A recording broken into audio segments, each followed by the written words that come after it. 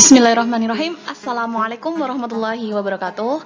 Halo anak-anak, kembali lagi ya dengan Bu Eti. Hari ini kita akan belajar tentang hukum pewarisan sifat.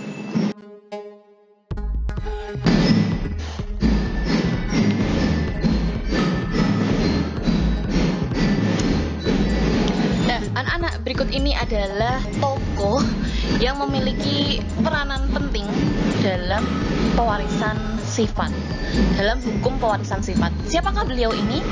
Beliau bernama Mendel.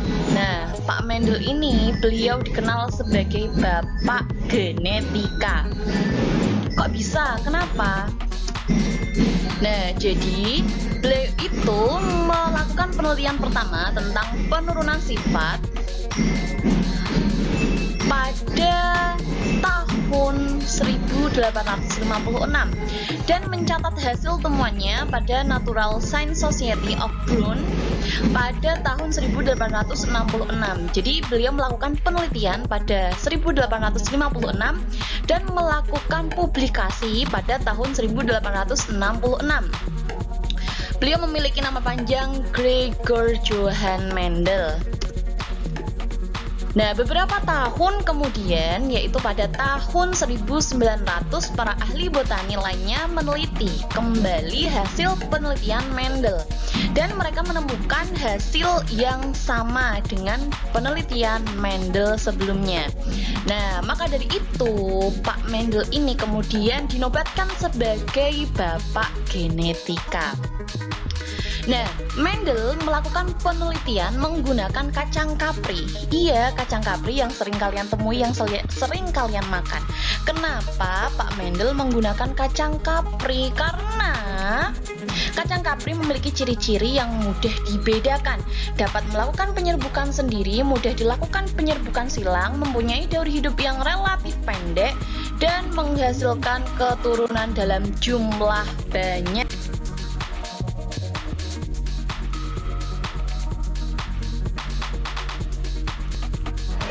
Nah, hukum pewarisan sifat dari Mendel itu ada dua ya anak-anak. Yang pertama, hukum Mendel 1 dikenal juga sebagai hukum segregasi atau pemisahan. Dan hukum Mendel 2 dikenal juga sebagai hukum pemilahan bebas. Hukum Mendel 1 dikenal sebagai persilangan monohibrid atau persilangan dengan satu sifat beda. Bunyinya, pada pembentukan gamet, gen-gen yang berpasangan akan dipisahkan atau disegregasikan ke dalam dua gamet atau sel kelamin yang terbentuk. Nah, sedangkan hukum Mendel 2 itu dikenal sebagai persilangan dihibrid atau persilangan dengan dua sifat beda. Bunyinya, pada pembentukan gamet, gen-gen dari kedua induk akan mengelompok secara bebas. Nah, lalu bagaimana Pak Mendel ini melakukan penelitiannya? Nah, Pak Mendel melakukan penelitian yang pertama dengan menyilangkan satu sifat beda kacang kapri tersebut. Beliau melakukan persilangan monohibrid dengan kacang kapri yang memiliki bunga ungu dan bunga putih. Nah, di video sebelumnya Bu Eti sudah memberikan beberapa hal-hal yang perlu kalian ketahui mengenai persilangan ini ya. Jadi ada istilah-istilah yang harus kalian pahami terlebih dahulu, yaitu ada parental, fenotip, genotip, gamet. Itu harus kalian pahami terlebih dahulu sebelum lanjut ya. Nah, parental, orang tuanya ini memiliki fenotip, sifat yang tampak, yaitu bunga ungu dengan bunga putih, di mana genotipnya bunga ungu memiliki genotip U besar dan bunga putih memiliki genotip U kecil. U besar ini menandakan bahwasannya bunga ungu itu sifatnya adalah dominan, dan U kecil bunga putih itu berarti sifatnya adalah resesif. Kemudian kita menentukan gametnya seperti ini. Kita bisa juga membuat diagram persilangan. Nah, di sini kita isi sebagai betina, induk betina. Gametnya adalah U kecil, dan di sini induk jantan U besar. Hasil persilangannya di sini U besar dengan U kecil, U besar dengan U kecil, U besar dengan U kecil, U besar dengan U kecil. Maka hasil persilangan atau filial 1 atau keturunan pertamanya itu adalah bunga ungu semua dengan genotip U besar, U kecil semua. Nah, kemudian Pak Mendel ini melakukan persilangan F1-nya dengan F1. Jadi, hasil persilangan pertama tadi disilangkan lagi. Ini disebut juga sebagai parental kedua. Bunga ungu dengan bunga ungu, namun genotipnya adalah U besar, U kecil.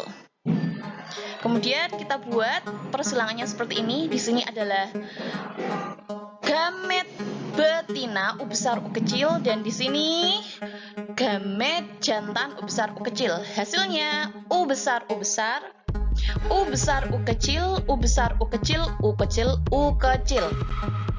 Nah, hasil persilangannya adalah bunga ungu itu ada 3 dan bunga putihnya itu 1. Bunga ungu dengan genotip U besar, U kecil 1, U besar, U kecil 2. Sedangkan bunga putih dia memiliki genotip U kecil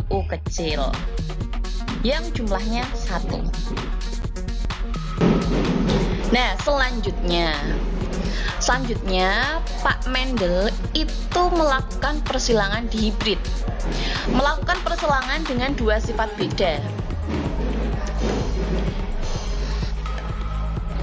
Kacang kapri yang berbiji bulat berwarna kuning. Nah, ini fenotipnya berbiji bulat berwarna kuning disilangkan dengan kacang kapri berbiji kisut berwarna hijau dengan genotip B besar, K besar untuk berbiji bulat berwarna kuning, dan genotip B kecil, K kecil untuk berbiji kisut berwarna hijau. Nah, gametnya ini adalah B besar, K besar, dan B kecil, K kecil, menghasilkan keturunan pertama yaitu B besar, B kecil, K besar, K kecil. Jadi, apabila gamet dominan homozigot bertemu dengan resesif homozigot, pasti hasilnya akan silang seperti ini. Besar, kecil, besar, kecil. Oke, agar kamu dapat memahami persilangan dihibrid dengan baik, perhatikan terlebih dahulu cara menentukan gamet. Kenapa kok gametnya bisa B besar, K besar, bisa B kecil, K kecil? Nah, yang pertama, apabila genotip homozigot dominan seperti ini, B besar, K besar, maka cara menentukan gametnya itu adalah dari depan ke belakang. Perhatikan ya, seperti ini. Maka hasil gametnya seperti ini.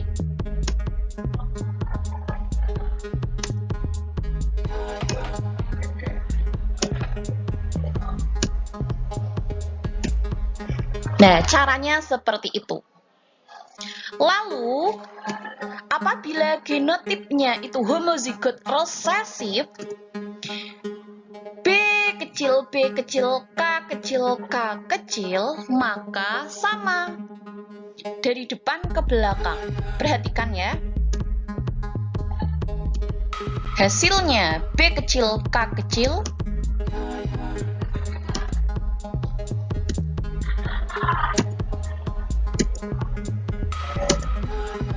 nah, seperti itu. Maka gametnya di sini bisa langsung ditulis B besar, K besar, dan B kecil, K kecil. Nah, selanjutnya Pak Mendel itu melakukan persilangan antara F1 yang telah diperoleh, di mana F1-nya tadi memiliki genotip B besar, B kecil, K besar, K kecil dengan fenotip atau sifat yang tampak adalah berbiji bulat berwarna kuning. Sebelum lanjut ke persilangannya, kita tentukan terlebih dahulu gametnya. Nah, kalau genotipnya itu heterozigot, maka gamet yang terbentuk, cara menentukan gametnya bagaimana? Nah, caranya itu sama seperti tadi, dari depan ke belakang. Perhatikan.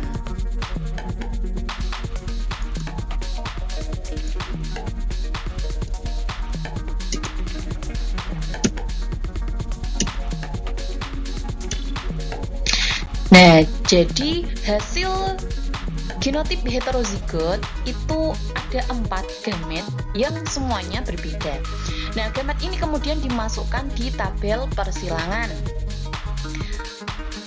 Bisa sesuai dengan ini, B besar, K besar, B besar, K kecil, B kecil, K besar, B kecil, K kecil, atau sama dengan ini.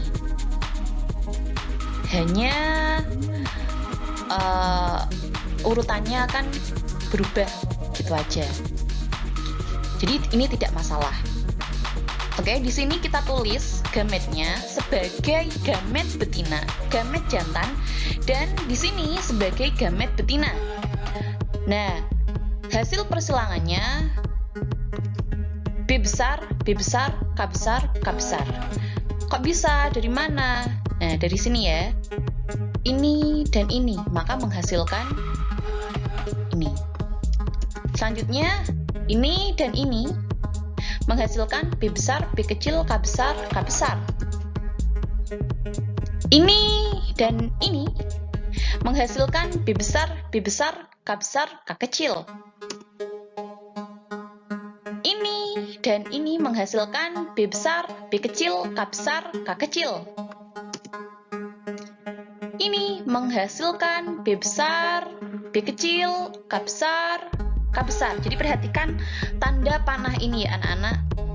Dan itu berlaku untuk semuanya. Caranya sama seperti itu. Nah, filial keturunan kedua ini ternyata hasilnya adalah 9 berbiji bulat berwarna kuning, 3 berbiji bulat berwarna hijau, 3 berbiji kisut berwarna kuning, dan 1 berbiji kisut berwarna hijau. Jadi hasil persilangan F2-nya itu adalah 9:3:3:1. Nah, seperti itu. Nah, selanjutnya, kelainan sifat menurun pada manusia itu ada apa saja? Yang pertama itu ada albino. Albino itu dibawa oleh gen autosom atau gen tubuh. Jadi kulitnya ini tidak mampu membentuk pigmen. Gen albino bersifat resesif. Jadi orang yang kena albino itu kulitnya putih pucat. Bagus dong Bu. Nah, menurut kalian bagus ya, orang putih itu bagus ya.